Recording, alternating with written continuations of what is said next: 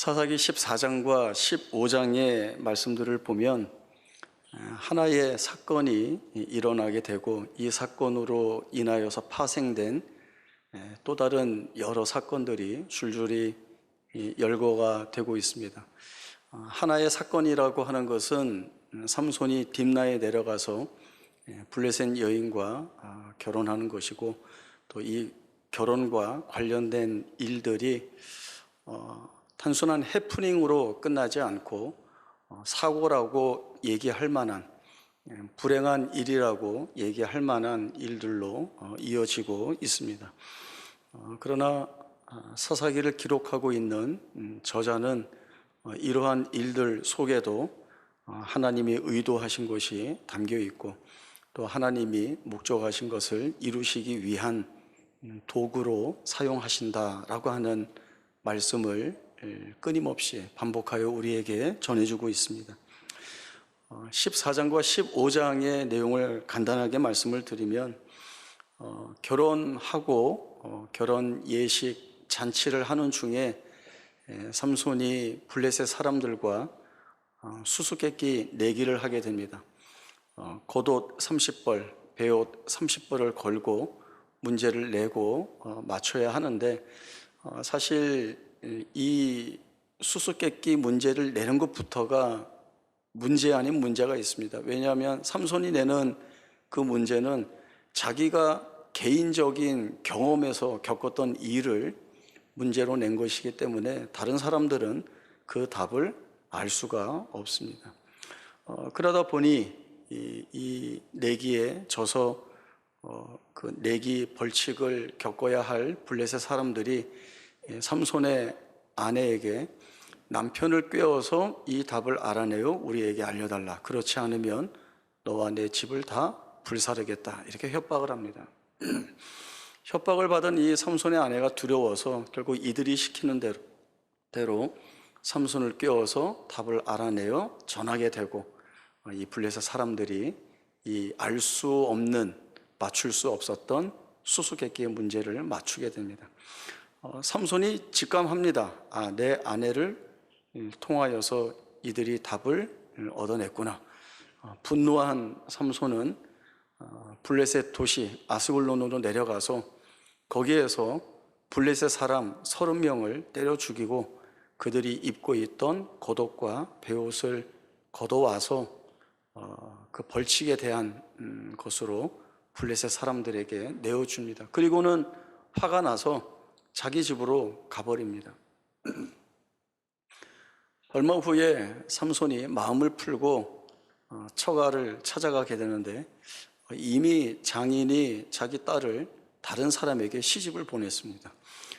이제 삼손이 너무나 화가 나고 분노해서 여우 300마리 잡아서 꼬리를 묶고 거기에 불을 붙여서 놓습니다. 그러는 바람에 블레셋 사람들의 곡식밭과 포도원, 감람나무가 다 불타게 되고, 이 일이 삼손과 그의 처가로 인하여서 일어난 일이라고 생각한 사람들이 올라와서 삼손의 아내와 장인과 그 집을 다 불태우게 됩니다. 삼손은 또 분노합니다. 그리고 그 지역에 있는 사람들을 많이 때려 죽이고는 에담 바위에 가서 숨게 됩니다. 이때 여전히 이스라엘은 블레셋의 통치를 받고 있는 상황입니다. 분노한 블레셋 사람들이 이 삼손을 잡기 위해서 유다 지역으로 들어오니까 유다 지역에 있는 사람들은 이 일이 굉장히 싫습니다. 블레셋 통치 아래 사는 것이 너무나 버겁고 힘든데 삼손이 사고까지 쳐서 난처하고 불편한 상황이 만들어지니까 싫은 겁니다. 그래서 유다 사람들이 삼손에게 가서 자초지종을 묻죠. 너 왜 그랬느냐? 나는 쟤네들이 한 대로 한 것뿐입니다. 마치 사춘기의 아이들이 제가 그래서 나도 그랬어요 라고 하는 것처럼 자기는 억울하다는 항변을 이 삼손이 쏟아내고 있습니다. 여기에서도 삼손은 블레셋 사람들을 때려 죽이게 됩니다. 삼손은 어디로 튈지 모르는 이 아이들처럼 자기가 하고 싶은 사고를 치고 있습니다. 그래도 우리는 삼손이 사사가 아닌가, 또 하나님이 그를 통하여서 구원을 베푸시겠다고 했으니까 그러면 참 좋은 것 아닌가, 이렇게 기대하고 있는데, 삼손의 말씀을 볼 때마다 우리는 다른 질문을 갖게 됩니다. 삼손은 도대체 왜 이렇게 살고 있는가라고 하는 것입니다. 누구보다 시작이 좋지 않았습니까? 출생 전에 여호와의 사자가 나타났고 이를 통한 하나님의 약속의 말씀이 선포됩니다. 이 아이를 통하여서 구원이 시작될 것이라는 거죠. 아이가 하나님의 은혜 아래 자라고 여호와의 영이 그를 움직이기 시작합니다. 그리고 필요한 때에 여호와의 영이 늘 그에게 임하여서 그가 하고자 하는 일들을 마음껏 하게 됩니다. 40년 동안 블레셋의 통치 아래 곤고하고 혹독한 삶을 살고 있는 이스라엘 백성들로서는 이 삼손이 하나님의 손에 붙잡힌 도구가 되어서 자신들을 이 불행한 삶에서 해방시켜 줄 것이라는 기대가 있었을 것입니다.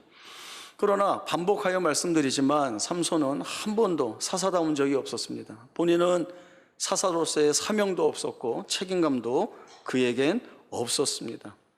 삼손이나 그 시대의 이스라엘 백성들이나 하나님을 생각하지 않고 자기 생각대로, 자기 소견대로, 하고 싶은 대로, 어른대로 하고 있는 모습이 바로 이들의 모습입니다. 그러나 이러한 사건의 열거 속에서 사사기 저자가 우리에게 다른 것을 보게 합니다. 그것은 여호와의 영이 그를 움직이고 있다, 여호와의 영이 그에게 임하였다라고 하는 것이 무엇을 의미하는지 우리에게 전하고 있는 것이죠. 저희가 지난번 설교회 때 봤었던 말씀인데 사사기 14장 4절 말씀 다시 한번 보겠습니다. 사사기 14장 4절입니다. 그때 블레셋 사람이 이스라엘을 다스린 까닭에 삼손이 틈을 타서 블레셋 사람을 치려 함이었으나 그의 부모는 이 일이 여호와께로부터 나온 것인 줄은 알지 못하였더라. 무엇을 말하는가 하면 삼손이 블레셋 여인과 결혼하려고 하는 일들이 있던 때입니다. 삼손은 이러한 일을 빌미로 하여, 기회로 하여서 하나님이 나를 통하여 이스라엘을 구원하시겠다라고 하는 그 일을 이루겠다라고 하는 생각은 전혀 없었습니다. 그리고 여호와의 사자가 말씀하신 대로 이 일을 통하여 하나님이 역사하실 것이다 라고 하는 생각은 삼손의 부모에게도 전혀 없었습니다. 그러나 이 일을 주도적으로 누가 하고 계시는가 라고 하는 것은 하나님이 이미 가지고 계신 뜻과 목적 하에서 하나님이 주권적으로 이 일을 하고 계시다라고 하는 것이 이 사사기 14장 4절 말씀을 통하여 우리에게 알려주는 내용입니다. 오늘 본문 중에 한 말씀인 사사기 15장 8절 말씀도 마찬가지입니다. 말씀을 보시면 삼손이 심히 목이 말라 여호와께 부르짖어 이르되 주께서 종의 손을 통하여 이 큰 구원을 베푸셨사오나 내가 이제 목말라 죽어서 할례 받지 못한 자들의 손에 떨어지겠나이다. 삼손이 나귀 턱뼈로 1000명이나 되는 사람들을 죽이면서 이것이 나를 통하여 하나님이 행하시는 구원이다 라고 하는 생각을 가지고 그 일을 하지 않았습니다. 자기 마음에 가진 분노를 표출하는 것밖에는 이 삼손에게 없었던 것이죠. 그러면 지금 삼손이 하고 있는 이야기, 주께서 주의 종을 통하여 이 큰 구원을 베푸셨습니다 라고 하는 것은 삼손이 깨닫고 하는 고백이 아니라 하나님이 삼손을 통하여 이루신 실제적인 구원의 내용, 결과가 무엇인가 라고 하는 것을 삼손의 입술을 통하여 하나님이 받아내신 고백이라고 하는 것이죠. 하나님이 하게 하신 것입니다. 하나님이 이 일을 변치 않고 행하고 계시다라고 하는 사실을 삼손의 입술의 고백을 통하여 하나님이 기어이 받아내고 계시다라고 하는 사실들을 바로 이 사사기 저자가 우리에게 보여주고 있습니다. 삼손의 삶과 사역을 전하고 있는 사사기의 말씀은 다른 사사들이 등장하는 말씀과는 비교할 수 없이 어렵습니다. 왜냐하면 삼손의 삶이나 사역이 우리가 듣고 보고 깨닫는 그 부분과 너무 다르기 때문에 그렇습니다. 삼손이 하나하나 행하는 행동들을 볼 때마다 우리는 사사가 왜 저래? 저래서 하나님의 일을 할 수 있다고? 라고 하는 이 궁금한 질문이 끊이지 않고 드러나옵니다. 우리에게 그런 질문과 생각이 있다라고 한다면 사사기 저자가 의도한 대로 흘러가고 있는 증거입니다. 왜냐하면 사사기 저자는 다른 사사들과 출생 전부터 다른 이 삼손이 이러이러한 위대한 일을 하고 있다, 이런 이야기를 하고 있는 것이 절대 아닙니다. 다른 사람들이 갖지 못한 큰 괴력 같은 힘을 통하여서 하나님의 크신 일을 이루고 있다, 이걸 얘기하는 것도 아닙니다. 날 때부터 하나님 앞에 거룩하게 구별받은 나실인으로서 여호와의 영이 임하는 사사로서 블레셋을 물리치고 하나님이 이루시는 큰 해방을 이 삼손이 알고 일하고 있다, 이 말도 하고 있는 것이 아닙니다.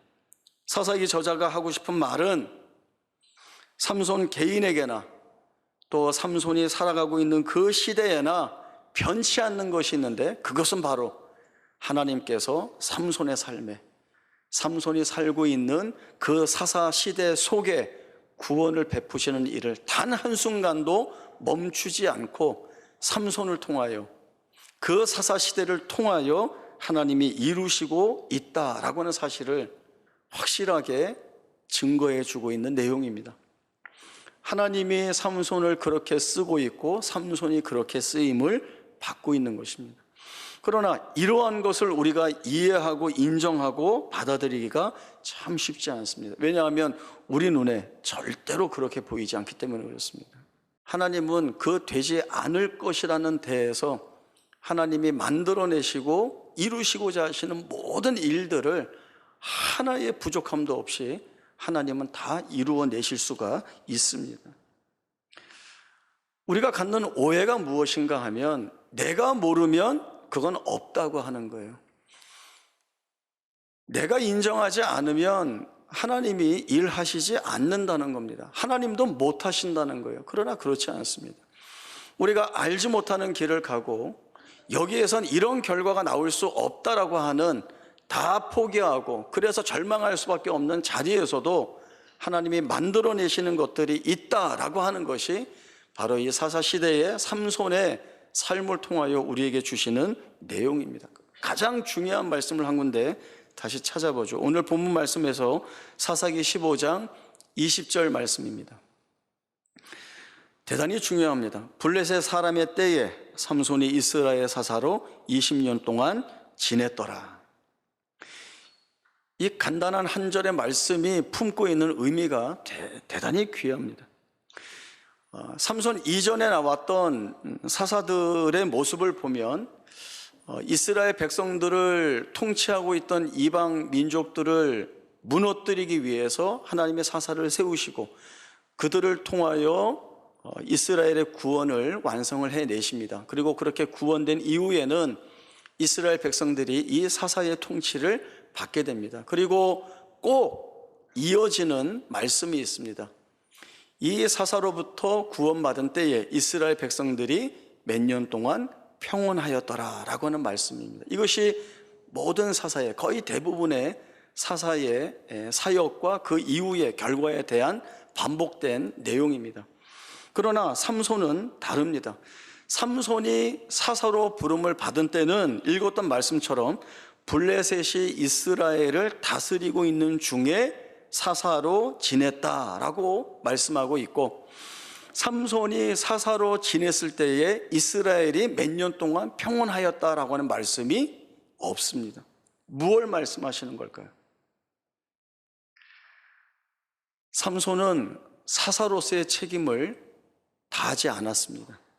그러나 하나님이 그를 사사로 부르고 계십니다. 삼손의 사사의 역할을 통하여 이스라엘 백성들이 몇 년 동안 평온하였더라라고 하는 말씀이 없습니다.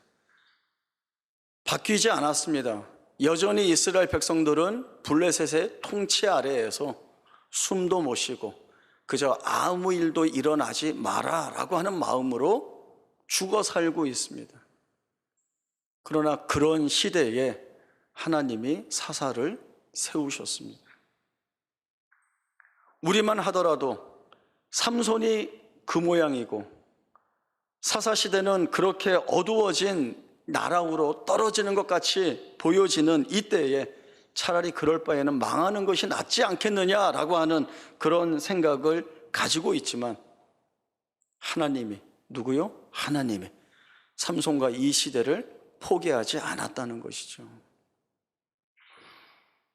삼손은 나실리나 사사로서의 사명은 전혀 없었고 자기 하고 싶은 대로 살았습니다.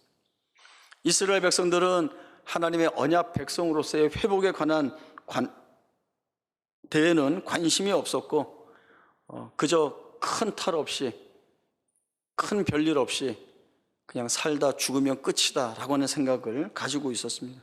이게 최선이고 이게 자기들이 가지고 있는 유일한 소원이라고 말합니다. 어떻게 보면 삼손도 자기를 포기한 것이고 이스라엘 백성들도 자기를 포기한 상태입니다. 그러나 이 자리를 하나님이 꿰뚫고 찾아오십니다. 하나님이 삼손도 포기하지 않으셨고 이스라엘 백성들의 사사시대도 포기하지 않으십니다. 그리고 하나님이 처음부터 가지고 계셨던 목적, 삼손을 사사답게, 그리고 이스라엘 백성들을 하나님의 언약 백성답게, 내 백성답게 만들어내시는 일들을 하십니다. 우리가 살아가면서 겪는 상처와 아픔과 불행과 같은 이 여러 고난들이 우리의 삶을 파괴하고 무너뜨린다는 생각을 갖습니다. 이 고난들이 하는 일이라고 하는 것은 우리를 아프게 하고 절망하게 하고 피폐하게 만든다는 생각입니다. 그런 자리에 떨어지면서 우리가 본능적으로 갖는 생각은 무엇인가 하면 하나님이 일을 안 하신다, 하나님이 없다, 하나님이 나를 내버려 두고 계시다라고 하는 것입니다. 하나님이 계시다면 내가 이런 수치스럽고 치욕적인 일을 겪을 리가 없다, 내가 이 고통스러운 삶의 자리에 서는 것은 합당치 않다라고 하는 그러한 마음들이 듭니다. 저는 이 삼손의 말씀들을 통하여서 우리에게 큰 틀을 하나 견고하게 세울 수 있겠다는 생각을 하게 됩니다. 내가 아파하고 절망하고 그리고 피폐해지는 그때에 하나님이 나를 위한 하나님의 일을 멈추지 않고 하신다는 이 당연한 말씀을 내가 견고하게 붙들 수 있다는 것입니다. 왜냐하면 나라고 하는 존재는 어떤 존재인가 하면 하나님이 하나님 자신, 당신의 목숨을 내어주고라도 살려야 하는 그 대상이 바로 나라고 하는 존재이기 때문에 그렇습니다.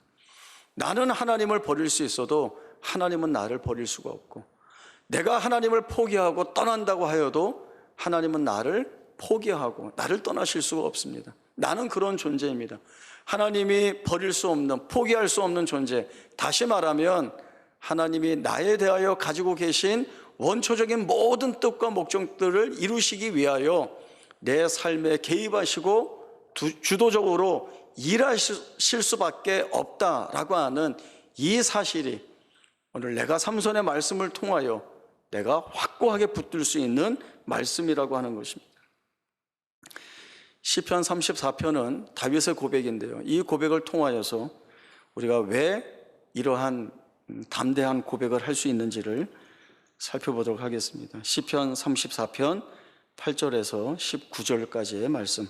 너희는 여호와의 선하심을 맛보아 알지어다. 그에게 피하는 자는 복이 있도다. 너희 성도들아 여호와를 경외하라. 그를 경외하는 자에게는 부족함이 없도다. 젊은 사자는 궁핍하여 줄일지라도 여호와를 찾는 자는 모든 좋은 것에 부족함이 없으리로다. 너희 자녀들아 와서 내 말을 들으라. 내가 여호와를 경외하는 법을 너희에게 가르치리로다.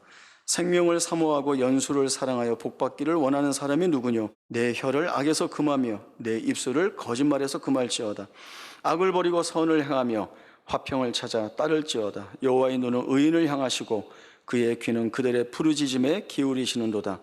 여호와의 얼굴은 악을 행하는 자를 향하사 그들의 자취를 땅에서 끊으려 하시는도다. 의인이 부르짖음에 여호와께서 들으시고 그들의 모든 환난에서 건지셨도다. 여호와는 마음이 상한 자를 가까이 하시고 중심으로 통회하는 자를 구원하시는도다. 아멘.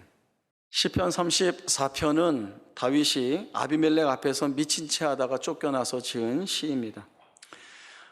이 당시에 다윗의 삶을 보면 사울에게 쫓길 때가 있었고, 또 이 쫓김이 너무나 급박하여서 적국인 블레셋에 망명해야 할 정도로 위급한 때를 겪기도 합니다. 또 이 블레셋 아비멜렉 앞에서 자신의 신분이 노출되어서 이제 죽을 수도 있다라고 하는 위기에 처하게 됩니다. 여기에서 어떻게 빠져나오는가 하면 하나님이 번개를 치시고 그 가운데서 음성을 주셔서 다윗은 내 종이니 건들지 말라 이렇게 하시고 천군 천사를 통하여서 보호하시고 보란듯이 드러내시는 것이 아니라 자기 수염에 침을 흘리면서 미친 사람처럼 춤을 춰서 야 미친 사람 아니냐 쫓아내라 이렇게 쫓겨 나오는 것으로 피하게 된 겁니다. 그러나 그렇게 수치스럽게 그렇게 모멸감을 겪을 수밖에 없게 그리고 쫓겨 나왔어도 자기가 원하는 상황이라고는 하나도 없는 그 상황에서 다윗이 하는 고백, 그 기도는 무엇인가 하면 너희는 하나님의 선하심을 맛보아 알지어다 하나님께 피하는 자는 복이 있도다 라고 하는 고백을 하고 있습니다. 어떻게 이런 고백을 할 수 있을까요? 원하는 것 하나 자기 전에 쥐지 못했고 자기가 소원으로 갖는 것 아무것도 이루어지지 않았습니다. 그러나 다윗이 중점적으로 보는 것은 무엇입니까? 하나님이 나를 구원하셨다라고 하는 것이죠. 나를 구원하신 하나님이라고 하신다면 내 생애를 통하여 하나님이 이루실 일들을 이루실 것이라는 겁니다.